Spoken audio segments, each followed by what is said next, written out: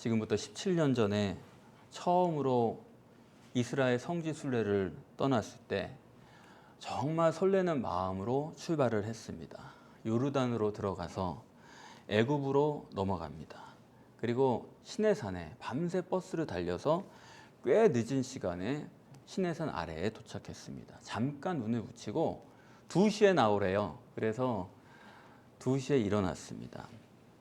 많은 사람들이 모여 있더라고요. 함께 캄캄한 밤에 시내산 등정을 시작합니다. 저는 성경에 기록한 거룩한 성산이라고 그러고 또 하나님께서 모세를 만난 시내산이라 그러니까 얼마나 기대가 됐는지 몰라요. 어떤 곳일까? 상당한 궁금증을 가지고 산에 올랐습니다. 아무것도 보이지 않는 캄캄한 산길을 더듬어 올라가서 정상에 오르니까요. 때마침 날이 밝기 시작합니다. 저는 멋있게 바위 위에 걸터 앉아서 이제 해가 뜨면 드러나게 될 시내산의 전경을 이렇게 기대하고 바라보고 있었습니다. 그런데 해가 뜨고 나니까 깜짝 놀란 거예요. 이 산이란 게 시내산이 하나가 아니고요. 끝없이 펼쳐진 산맥이거든요. 시내 산맥입니다. 그 중에 제가 하나 오른 건데 해가 비치니까요. 거기는 풀 한 폭이 나무 한 그루도 자라지 않는 끝도 없는 민둥산입니다. 생명이라고는 찾아볼 수가 없는 죽음의 산이었습니다. 아니 여기서 어떻게 모세가 40일을 지냈을까? 아니 하나님은 왜 여기서 모세를 만나자고 하셨을까? 정말 저는 충격이었습니다. 그래가지고 망연자실해 있는데 다 봤으니까 가재요. 그만큼 볼 게 없습니다. 그래서 저는 올라올 때는 천천히 올라왔는데 너무 실망한 나머지 그 황량한 민둥산을 뒤도 안 돌아보고 뛰어내려왔습니다. 그 전체 중에 제가 1등으로 내려왔다니까요. 한참을 기다렸어요. 이제 애굽을 떠나서 이스라엘 입국 절차를 밟고 다시 북쪽으로 올라갑니다. 예루살렘을 향해 갑니다. 거기 올라가면서 또 한 번 충격을 받았습니다.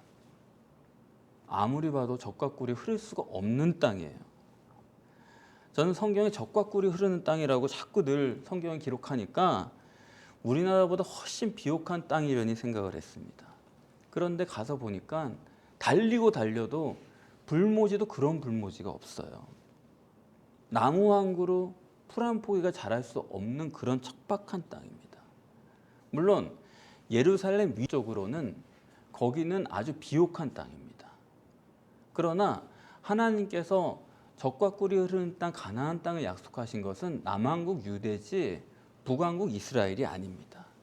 그런데 남왕국은 아래쪽 남단서부터 위에 예루살렘까지 전부 다가 그런 광야예요.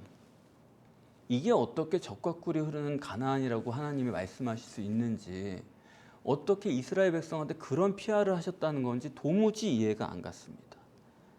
아니 이거는 아무것도 경작할 수가 없는 곳이에요. 몇 시간을 달리는데 한 번 푸른 풀밭을 봤거든요. 그래서 여긴 왜 그럽니까? 그랬더니 이거는 저 북쪽서부터 파이프를 다 이어와가지고 이 아래 물이 쫄쫄 흘러가지고 국가에서 만든 거래요. 거기만 이렇게 풀이 나는 거지 여기는 풀 안 납니다. 그러더라고요. 아니 이게 가나안 땅이라는 게 젖과 꿀이 어떻게 흐르는 건가? 그래서 하나님이 더 미래를 보셨나? 그것도 생각을 해봤다니까요. 서로 워낙 땅이 척박해서 아무런 경작을 할 수 없는 땅이라 할지라도 요새처럼이면은 사우디아라비아라든지 이란, 이라크라든지 쿠웨이트라든지 원유가 매장된 국가가 수두룩합니다. 그러니까 지금 만약에 가나안 땅에 그렇게 원유가 매장돼 있다면은 하나님께서 그렇게 현대까지 내다보시고 원유가 매장된 가나안을 젖과 꿀이 흐르는 땅이라고 말씀하셨구나. 그렇게라도 생각해 볼 수가 있을 거예요. 그러나 이스라엘 주변으로 삥 돌아가면서 다 원유가 엄청 쏟아지는 지역인데 가나안 땅은 기름 한 방울 나지 않는 땅입니다. 이걸 어떻게 젖과 꿀이 흐르는 땅이라고 하나님께서 약속을 하실 수 있는 건지 저는 납득이 안 가더라고요. 다만 이제 와서 생각하니까 일면 이해되는 면이 있습니다. 이스라엘이 출애굽하기 전에는요. 나일강 하류의 비옥한 삼각주 지대에서 살았습니다. 목초지입니다. 그 고센 땅에서 사람들이 살 때 그들에게 야 너희들 척박한 가나안 땅으로 가라. 그 말 듣고 갈 사람은 아무도 없어요. 노예로 살면 살았지. 그래서 그들이 광야에 나왔을 때도 툭하면 모세를 비방하고 하나님을 원망하는 게 뭡니까? 애굽이 그립다는 거거든요. 그런 사람들이 척박한 땅으로 출발하라 그럴 때 그 사람들 거기 나올 리가 없습니다. 그래서 제가 하나님한테 좀 꾸중들을 각오를 하고 말씀을 드리면은 제 솔직한 결론은 이거예요. 이거는 이스라엘 사람들을 고센 땅에서 끌어내기 위한 하나님의 속임수다. 솔직하게 전 그렇게밖에 생각이 안 되더라고요. 그렇지 않고서야 여기를 젖과 꿀이 흐르는 땅이라고 그렇게 하나님께서 백성들에게 얘기하실 수가 있는 건가? 그건 말이 안 되는 겁니다. 아주 제가 하나님 앞에 가서 나중에 꾸중들을 각오를 하고 말씀드리면은 이건 하나님의 사기다.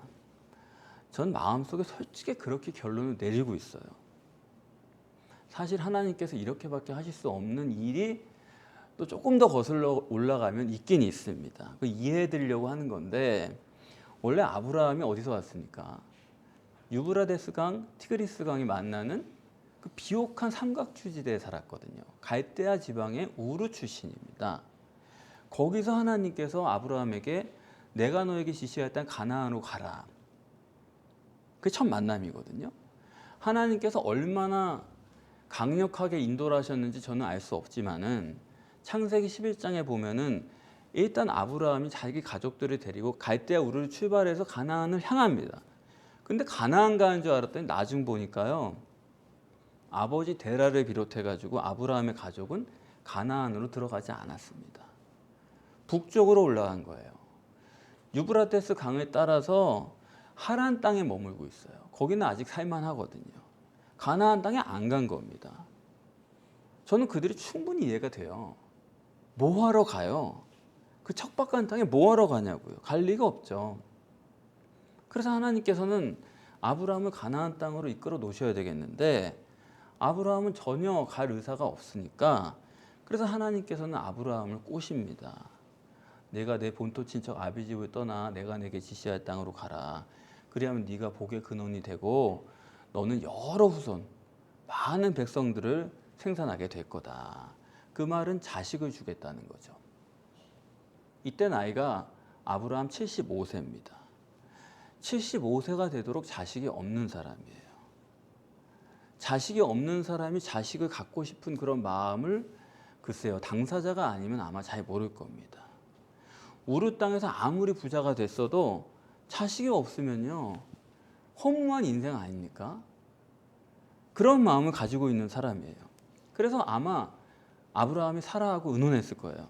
하나님이 우리더러 저 척박한 땅으로 가라고 하시는데 어떻게 했으면 좋겠나? 사라가 갈 리가 없죠. 근데 거기에 가야 자식을 주시겠대. 그러니까 이제 뭐 부도 축적했겠다. 살 만큼 산 것 같겠다. 에이, 뭐 거기라고 사람 사는 땅이지 못 사는 데는 아니잖아요. 갑시다. 그래가지고 자식 주겠다고 하니까 출발을 한 거예요. 하나님은 아브라함과 사라에게 자식 주겠다고 꼬셔가지고 가나안 땅으로 아브라함을 데려오신 겁니다. 그것이 창세기 12장 1절 2절의 내용 실제예요. 이렇게 보시면은 하나님께서 이스라엘을 꼬셔서 데려오기 위한 PR 문구로 가나안은 젖과 꿀이 흐르는 땅이다. 그렇게 말씀하실 만한 이유는 조금 이해가 되죠. 하나님께서는 야곱에게도 약속하신 적이 있습니다. 창세기 25장에 보면은 리브가가 잉태를 했는데 쌍둥이에요. 둘이 뱃속에서 싸웁니다. 리브가가 하나님께 기도했더니 하나님이 응답을 주셨어요. 네 속에서 큰 두 민족을 이룰 것이고 그런데 큰 자가 작은 자를 섬기게 된다. 그렇게 리브가에게 답을 주셨어요. 리브가가 아시는 대로 얼마나 야곱을 편애합니까? 그러니까 이런 하나님의 응답을 야곱에게 말해주지 않을 리가 없죠. 더군다나 그 말을 안 할 수가 없는 것은 뭐냐면 에서는 들 사람이에요. 씩씩하고 괄괄하고 힘이 세고 그런데 야곱은 어때요? 이건 뭐 마마 보이죠. 엄마 치마폭에 쌓여가지고 하루 종일 장막에 있는 사람입니다. 그러니까 야곱이 에서한테 가끔 쥐어 터지기도 했을 거예요. 그럴 적마다 야곱은 생각하는 거죠. 아니 하나님 이거 어떻게 된 겁니까? 분명히 큰 자가 작은 자를 섬긴다고 했는데 형이 나를 섬긴다고 했는데 이거는 반대로 맨날 왜 나만 핍박받습니까? 그래가지고 야곱이 쌓여가지고 기다리다 못해가지고 팥죽 가지고 장자 명분을 사겠다고 달려들잖아요. 그 이상한 짓을 벌이지 않습니까? 그러다가 창세기 27장에 가면은 결국에는 본격적으로 사기를 치고 말죠. 아버지가 사냥한 고기를 먹고선 에서를 축복해 준다는 그 말을 리브가가 듣고 야곱이랑 둘이 아주 합작해가지고 철저하게 사기를 치죠. 그런 거 보면은 야곱이 참 하나님 백성이 될 자격이 충분해요. 아주 사기 치는 데는 서로 아주 통해요. 그렇지 않습니까? 그래가지고 축복받는다는 기도를 받는데 아니 축복은커녕 웬걸요. 축복은 고사하고 형이 이놈 새끼 죽여버린다고 그래가지고 바다나람으로 도망갑니다. 외갓집에 가서 20년을 살아요. 그러니까 야곱은 거기서 돌아올 마음이 전혀 없어요. 돌아오면 죽는데요. 거기서 영원히 살 겁니다. 그런데 하나님이 또 야곱을 꼬셔요. 외삼촌이 안색이 이상하고 이거 좀 대하는 게 위태로워요. 그러니까 하나님께서 야곱에게 나타나셔가지고 야 내가 너와 함께해서 복 줄 테니까 그러지 말고 고향으로 돌아가라. 또 가나안 땅으로 이끄시는 겁니다. 그래서 야곱은 한평생 속았으면서도 다시 한번 속는 거예요. 그래 이번에는 믿어보자. 그래가지고 가나안 땅으로 돌아옵니다. 근데 가나안 땅에 오니까 복을 주시기는커녕 어땠어요? 중간에 야복 강가에서 완전히 평생 불구자가 되지 않았습니까? 절뚝발이가 되는 거예요. 나중에 야곱이 바로 앞에 서가지고 자기 인생을 회고하면서 내가 험악한 세상을 살았습니다. 130년을 살았습니다. 그러거든요. 아니 하나님은 복은 고사하고 수명은 길게 해놓고서 아주 지독하게 장애인이 되게 해가지고서는 도대체 여러분 하나님이 약속을 지키시는 거예요? 안 지키시는 거예요? 여러분은 신앙이 워낙 돈독하시기 때문에 그런 생각을 안 하시겠죠. 그런데 저는 성경을 읽을 적마다 이건 아니다. 정말 이러실 수는 없지 않나. 그래서 하나님 앞에 가서 훗날 각오하고 말씀드리면 그래요. 아주 하나님은 사기치는데 선수다. 그런 생각이 자꾸 들어요. 이거 떨쳐버릴 수가 없어요. 아니 뭐가 축복입니까?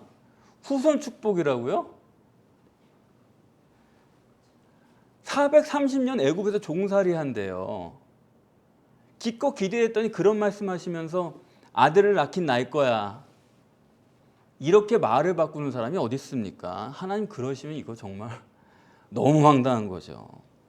그러니까 그런 뜻에서 또다시 적과 꿀이 흐르는 땅이다. 그거는 하나님이 그냥 이스라엘 백성들 사기쳐가지고 꼬셔내가지고 가나안 땅에 들어가게 하기 위한 사실 그래요. 하나님이 전능하시면요 가나안 땅을 탁 마련해 놓고서 거기 그냥 들어가게 하셔야죠. 그나마도. 그런데 어떻습니까? 가나안 땅에 들어가자고 해놓고서는 가니까 너희가 정복하래요. 전쟁이 재밌습니까? 전쟁이 장난이에요? 그뿐 아닙니다. 이스라엘 역사를 보면은 그건 전쟁의 역사예요. 잠깐 솔로몬 때 잠깐 평화하고 지구상에 그렇게 처참하게 지낸 민족이 어디 있어요? 정말 저는 이스라엘의 역사를 읽을 적마다 이건 하나님이 보통 사기가 아니다. 하여튼 훗날 각오하고 제가 말씀드리는 겁니다. 이렇게 전쟁하다가 하나님은 축복은 고사하고 그 지상 어느 민족보다도 이렇게 고생을 하고 결국은 북왕국은 아수르한테 망해요. 가나안을 주시기는 고사하고 아수르의 포로 끌려가요. 남왕국은 바빌론에게 멸망하고 또 포로 가고 그럴 거면은 가나안에 왜 오라고 하셨어요? 그렇게 다 갈 거면은 참 어처구니가 없는 게 이스라엘 백성의 역사고 제가 보면 하나님의 약속이라는 게 저는 결론적으로 아무리 봐도 하나님께서 철저하게 사기치신다. 그렇게밖에 볼 수가 없더라고요. 여러분 아닙니까?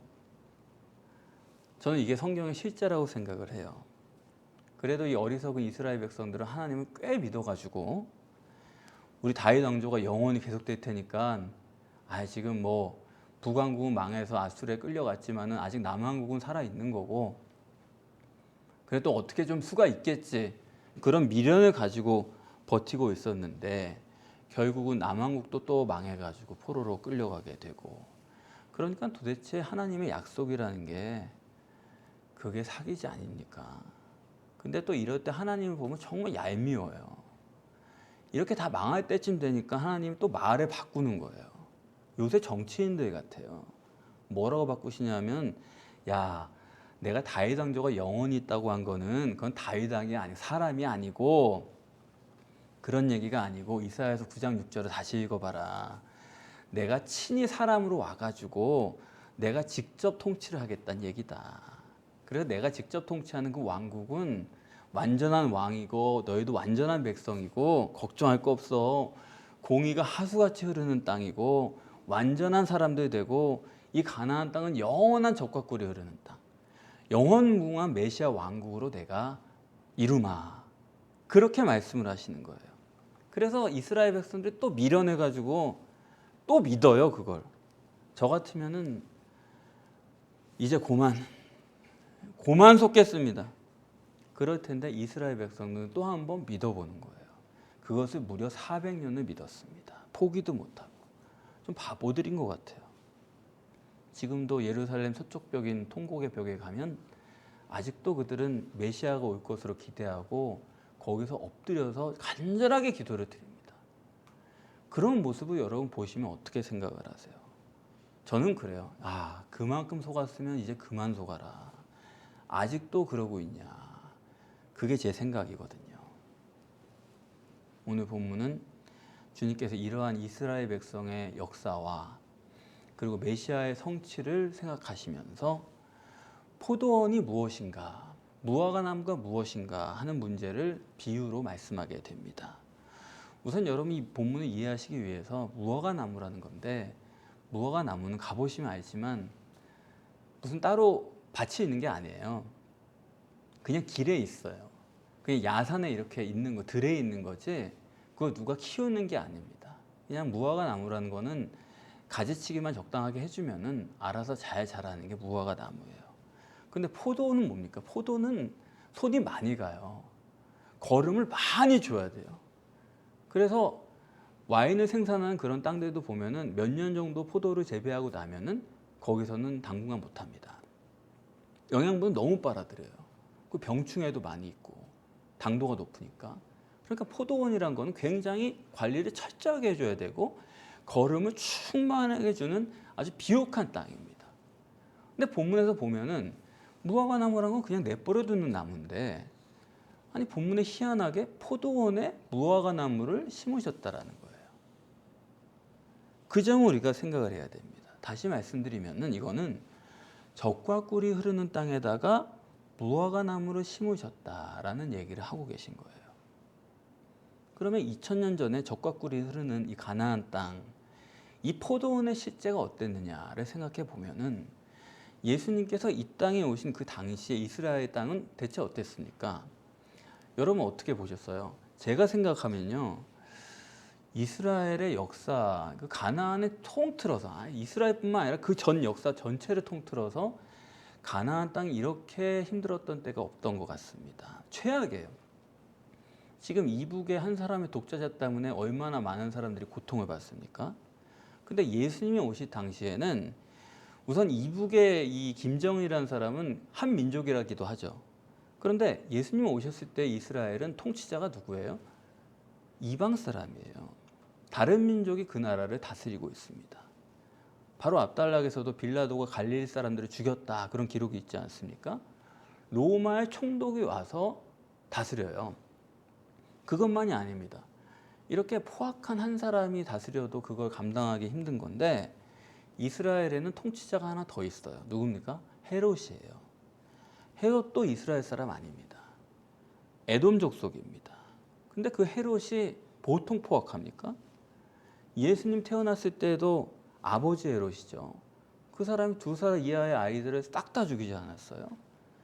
그 집안이 얼마나 포악한 집안인가 하는 것은 성경이 잘 얘기를 하고 있습니다. 그래서 본인 헤롯도 침례 요한을 죽였고요. 이런 잔인한 사람들이 한 사람만 있어도 백성들이 힘든 건데 이건 둘이에요. 아니요, 둘도 아닙니다. 하나 더 있어요. 대제사장은 어떻습니까? 그 사람 하나님 섬기는 사람처럼 보이죠. 하지만 그는 로마의 앞잡이에요. 이 사람들도 보통 포악한 사람들이 아닙니다. 종교, 신의 이름을 가지고 백성들을 얼마나 괴롭히고 혹세무민하는지 몰라요. 스데반 같은 착한 사람도 대제사장이 죽였거든요. 그러니까 이런 거는 지구상에 없습니다.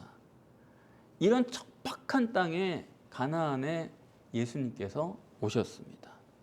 그런데 이런 것을 젖과 꿀이 흐르는 땅이다. 포도원이다. 그렇게 주님은 지금 말씀하고 있는 거예요. 어떻게 이게 포도원일 수가 있습니까? 하나님께서는 완전히 망해가는 유다를 향해서 그런 약속을 하셨죠. 내가 이제 인간으로 와서 이 땅에서 너희들에게 완전한 왕으로, 너희는 완전한 백성으로, 완전한 가나안으로 영원 무궁한 메시아 왕국 이루겠다. 그런 약속을 주셨어요. 그런데 그 메시아 오신다는 그분이 막상 어떻게 왔느냐? 오늘 본문에서는 그를 과원직이라고 했습니다. 주인이 아니에요. 과원직인 예수님이 어떻게 오셨습니까? 그 오신 걸 보면은 이건 하나님의 약속과는 아예 맞질 않아요. 예루살렘 금침대에 오셨다거나 아니면 백마 타고 내려오셔도 이거는 하나님의 약속과는 상당히 거리가 있는 겁니다. 그런데 무슨 베들레헴 구유에 나시고 나사렛 그 두메산골에서 성장하시고 이방의 갈릴리 땅에서 사역하시다가 십자가에 예루살렘 잠깐 왔다가 거기 돌아가신 거예요. 도대체 어떻게 이런 분을 하나님이라고 생각할 수가 있습니까? 그래서 저는 늘 말씀드리지만 마리아의 심정이 충분히 이해는 돼요. 마리아가 낳을 하나님은 영존하시고 전능하시고 영원한 왕국을 세우시고 통치하실 메시아. 천사가 마리아한테 그렇게 전해준 거예요. 근데 실제로 자기가 처녀로 잉태를 했잖아요. 마리아가 어떤 분으로 기대했겠습니까? 낳아놓고 보니까 일단 예루살렘 금침대는 저리 가라고 베들레헴 외양간에서 해산을 했고 나온 아기도 보니까 이거는 다른 아기랑 틀릴 게 하나도 없는 거예요. 그뿐입니까? 아니 이러한 메시아는 영원한 메시아 왕국을 건설할 뿐이라고 분명히 그래놓고 아니 오늘 본문에 보세요. 무화과 나무의 3년이란 게 어떤 겁니까? 메시아의 통치 기간이 3년이란 얘기예요. 예수님 사역 기간이 3년입니다. 고작 3년밖에 안 하신 거예요. 불사조로 영원히 사는 메시아를 기다리고 영원한 왕국을 다스릴 그런 통치로 기대했는데 메시아는 십자가에서 급사를 맞아서 죽은 겁니다. 그것도 30년밖에 안 살았어요. 적어도 100년 살면서 선종을 했다면 모르겠는데 그런 것도 아니에요. 지금도 이스라엘 사람들이 예수를 메시아로 안 믿는다는 게 아우 이스라엘 사람들이 뭐 믿지도 않고 나쁘네 그렇게 말할 수 있는 게 아닙니다. 이 사람들이 성경을 잘 알기 때문에 예수를 메시아라고 받아들일 수가 없는 거예요. 여러분들은 예수를 메시아라고 믿습니까? 잘 알아보시고 그렇게 생각하는 겁니까? 우리가 깊이 생각할 문제는 하나님께서 왜 이렇게 하셨냐는 겁니다. 우선 성경을 보면서 제가 깨달아지는 것은요. 사람이요 사기를 쳐도요. 계속 사기만 쳐보세요. 그 누가 넘어가요? 사기를 치려면 가끔씩은 진짜를 해야 돼요. 진짜도 가끔씩 보여줘야 사기도 되는 겁니다. 그래요 안 그래요? 그래야지 다음 것도 속아 넘어갈 거 아닙니까? 그냥 맨날 거짓말만 하면 거기 속아 넘어갈 사람이 누가 있어요? 하나님의 IQ가 보통입니까? 그래서 하나님이 어떻게 사기를 치시느냐? 좀 안 믿을 것 같으면 또 하나 하시고 그래서 믿으면 또 그대로 가시다가 또 안 믿을 것 같으면 진짜 또 한 번 이렇게 끈을 못 놓게 하시는 거예요. 아주 정말 기가 막혀요. 그러니까 안 믿으면은 이제 기적을 행하셔가지고 봐라 하나님이 있는 거 아니냐. 그러면 또 백성들이 진짜네 하나님이 역사하신 거 맞네. 그리고 좀 이따 보니까 또 아니에요. 에이 이거 아니다. 그럼 또 이제 하나님이 안 믿으려고 할 때 나타나셔가지고 그때 또 한 번. 사사기를 보시면 아주 그게 너무 분명하죠. 들었다 놨다 그냥 끈을 쥐었다 풀었다 그렇게 하시는 거 아닙니까? 참 지능적이에요. 그러니까 이런 거예요. 하나님이 우리가 끈을 못 놓게 하도록 한 번씩 기적을 행하시는 걸 보여주시는데 그때 바보처럼 그걸 보면서 하나님 살아계시고 와 맞아 이게 하나님 말씀 맞아 성경이야 그런 사람은 그런 걸 붙들고 있는 거예요. 또 그런 게 한 번 있을 것 같아가지고 근데 그거 잠깐이고 그 다음에 보면 또 아니잖아요. 그럼 에이 이거 아니다. 하나님이 사기치는 것만 보이는 사람이 가룟 유다입니다. 이게 바로 유이신 종교고 여러분 목사고 또 교회 다니는 사람이라고 해서 하나님을 진짜 믿느냐? 그렇지 않아요. 그냥 내가 해온 일들이 있고 하기 때문에 설교도 하고 종교생활도 하고 이렇게 하는 거지 속으로는 야 이거 하나님 그대로 믿었다가는 나한테 손해가 막심하다. 그렇게 생각하는 사람이 많거든요. 그런 가룟 유다 같은 사람들이 유이신 종교를 유지하고 있는 거고 하나님의 끈을 놓지 못하시게끔 하는 것을 보면서 그래도 하나님이 있지 그러면서 그거 쥐고 있는 사람들이 유이신 신앙을 가진 사람들이 되는 거예요. 예수님도 그러시잖아요. 이분이 도대체 메시아가 맞나 그렇게 의심스러운 일들을 많이 하시는 거예요. 도대체 헷갈려요. 가장 대표적인 게 무화과나무를 저주하신 사건 아닙니까? 아니 철도 없는데 열매가 안 열린다고 거기다 성을 내고 저주를 하고 그래요. 거기 보면 제자들이 아무 말도 안 해요. 황당한 거죠. 아니 상식이 있는 사람이면은 철이 아닌데 어떻게 열매를 맺습니까? 거기다가 열매 없다고 성질을 부리고 저주를 하고 그러니까 제자들이 황당한 거죠. 이분이 메시아가 맞나? 아니 무슨 하나님이 저런 걸 모르나? 그런 생각 들어야 안 들어요? 그러니까 가룟 유다 같은 사람은 거기서부터 의심을 하는 거예요. 그러다가 마리아가 300데나리온 향유를 붓고 나니까 사람들이 그거 엄청 비싼 건데 가난한 사람들을 위해서 도우시죠. 메시아가 할 일입니다. 그랬더니 그냥 놔둬라. 나를 위해서 놔둬라. 나를 위해서 하는 건데 너희들이 왜 그러냐. 그러니까 가룟 유다 거기서 그냥 생각 확 돌아가잖아요. 저거는 아주 교주다 이거죠. 앞으로 백성들을 엄청나게 혹세무민할 놈이 이제 본색을 드러냈구나. 그대로 밖으로 나가가지고 예수를 팔러 나가지 않습니까? 그러니까 그냥 바보같이 있는 그런 어쩌다가 그런 사건들 기적 보면서 맞아 예수는 메시아야 그런 사람들이 바보 같은 11명 제자고 야 저거는 아니지 그 판단을 분명히 하는 사람이 가룟 유다 같은 똑똑한 사람이죠. 능력의 종이라고 사람들이 부르는 것도 마찬가지예요. 그게 있다 없다 하는 겁니다. 어떤 분이 그런 얘기를 하더라고요. 우리 목사님은 이런 기적도 행하고 이런 기적도 행하고 목사라고 하면 무조건 간에 순복음 신학을 해야 됩니다. 그렇게 주장하는 분이 있었거든요. 이거 아니면 목사하면 안 됩니다. 그랬어요. 근데 나중에 보니까 얼굴이 안 좋아요. 왜 그럽니까? 그랬더니 암에 걸렸대요. 그래서 그럼 목사님 만나가지고 안수기도 한번 해달라고 하세요. 그랬더니 이미 갔었습니다. 그런데 병원 가보라고 그랬대요. 능력의 종이라는 것도 있다 없다 하는 거거든요. 그게. 그러니까 그것도 하나님의 사기예요. 하나님께서 여러분에게 이렇게 줄을 쥐었다 놨다 하시는 것은 우리 생각에는 여러분 계속 하나님 표적 행하시고 하나님 사기 안 치시고 계속 하시면 우리가 하나님 잘 믿을 것 같죠? 아닙니다.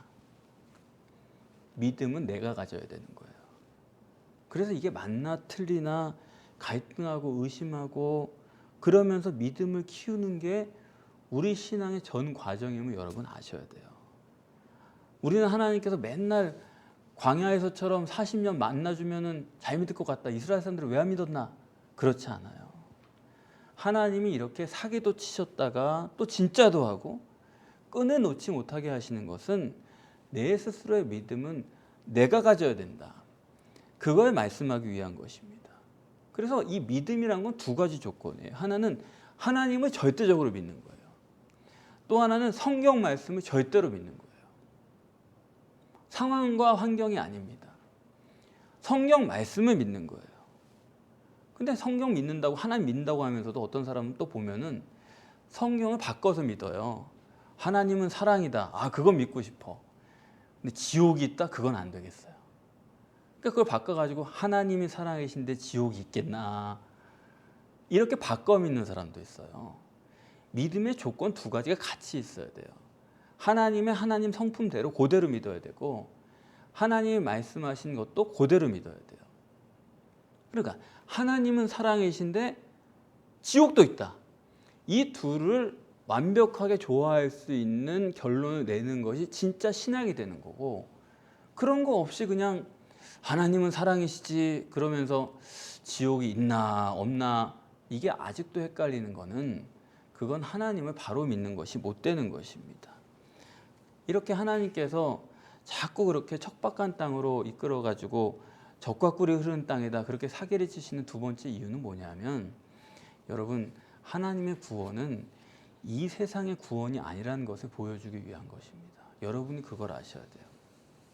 우리는 자꾸 이 세상의 구원이고 육신의 구원을 생각하기 때문에 하나님이 그걸 사기치지 않으면 우리가 절대로 하나님을 따라가지 않습니다. 가나안 땅이 척박한 땅이라는 건 뭐냐면, 하나님의 구원은 절대로 육신이나 이 땅이 아니다 그겁니다. 아시겠습니까? 절대로 이 세상을 구원하려는 게 아니에요. 만약에 하나님이 약속하시는 구원이 이 세상 구원이면은 가나안은 절대로 그래서는 안 되는 겁니다. 가나안 땅을 여러분들이 육적 기준으로 보니까 젖과 꿀이 흐르는 땅이 아니네, 우리 인생이 굉장히 고달프네, 이렇게 생각을 하실지 모르겠지만, 여러분, 왜 그걸 젖과 꿀이 흐르는 땅이라고 말씀하십니까? 천국 기준으로 보면은 이건 젖과 꿀이 흐르는 땅이에요. 천국 기준으로 보면 거기보다 하나님을 잘 믿을 수 있는 땅은 없는 거예요. 천국 기준으로 보면 여러분의 생활만큼 하나님을 잘 믿을 수 있는 길은 없는 겁니다. 천국으로 인도하시기 위해서 젖과 꿀이 흐르는 땅이다라고 사기를 쳐가면서까지 하나님은 이 땅에 문제가 있구나, 이거 우리에게 알게 하시는 것입니다. 그래서 여러분들이 여러분의 삶이나 성경에 대해서 영적으로 이해하고 영적으로 믿는 그 믿음이 생기기 전에는 전혀 하나님의 말씀이 진리로 보일 수가 없는 거예요. 오늘 본문에서 예수님께서 정립하시는 결론은 이 무화과 나무의 열매 문제입니다. 지금 무화과 나무를 포도원에 심었잖아요. 자, 포도원에 무화과 나무를 심으면 열매가 안 열릴 수가 있습니까? 들에 갖다 놔도 열매를 맺는 게 무화과 나무인데, 포도원에 갖다 심었으면 열매를 당연히 맺는 거고, 오히려 그것은 많이 맺느냐 적게 맺느냐, 좋은 품질을 맺느냐 나쁜 품질을 맺느냐, 그런 얘기여야 될 거예요. 그런데 오늘 본문을 읽어보시면 얼마나 맺었느냐, 좋은 열매 맺었느냐, 그런 문제가 아니에요. 지금 열매가 있냐 없냐, 그걸 물어보시는 겁니다. 기가 막힌 환경의 포도원에다가 무화과 나무를 심었는데 열매가 없다는 거예요. 자, 이게 무슨 얘기냐?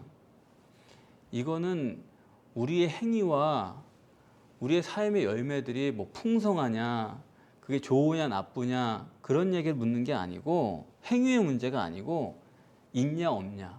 다시 말하면 너에게 구원이 있냐 없냐, 구원이냐 멸망이냐, 생명이냐 죽음이냐, 있냐 없냐의 문제만을 물으시는 것입니다. 그런 논리예요.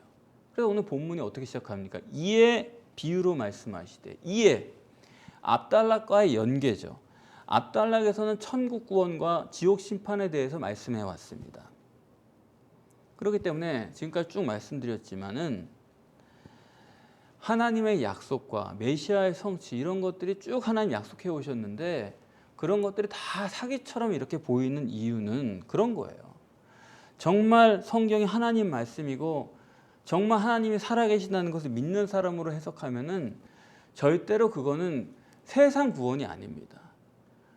뭘 얼마나 거두고 여기서 얼마나 의롭고 뭐 얼마나 착한 사람으로 살고, 그런 문제가 아니에요. 그래서 본문도 천국 구원을 맺었느냐 안 맺었느냐, 그것만을 물으시는 문제입니다.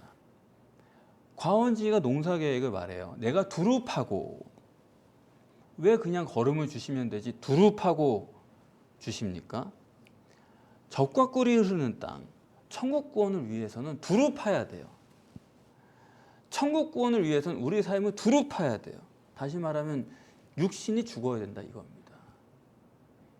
이 육신 땅이 죽지 않고 육신을 부인하지 않고서는 천국 구원을 이룰 수가 없어요. 그래서 성경 전체는 천국 구원을 이루기 위해서 철저하게 육신을 부인하는 과정이에요. 그걸 주님께서도 스스로 구유에서 나셨고 마지막에는 십자가에 죽으셨고 스스로 그걸 보여주신 거예요.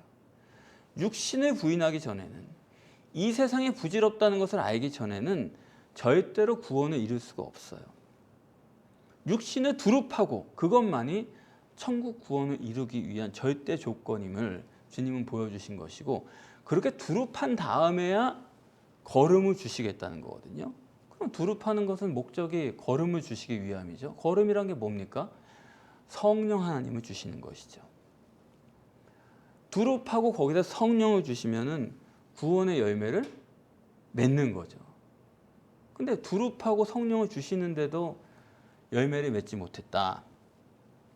그거는 그때 가서 찍어버리라는 겁니다. 지옥 심판을 그런 사람은 면할 수가 없다라는 얘기죠.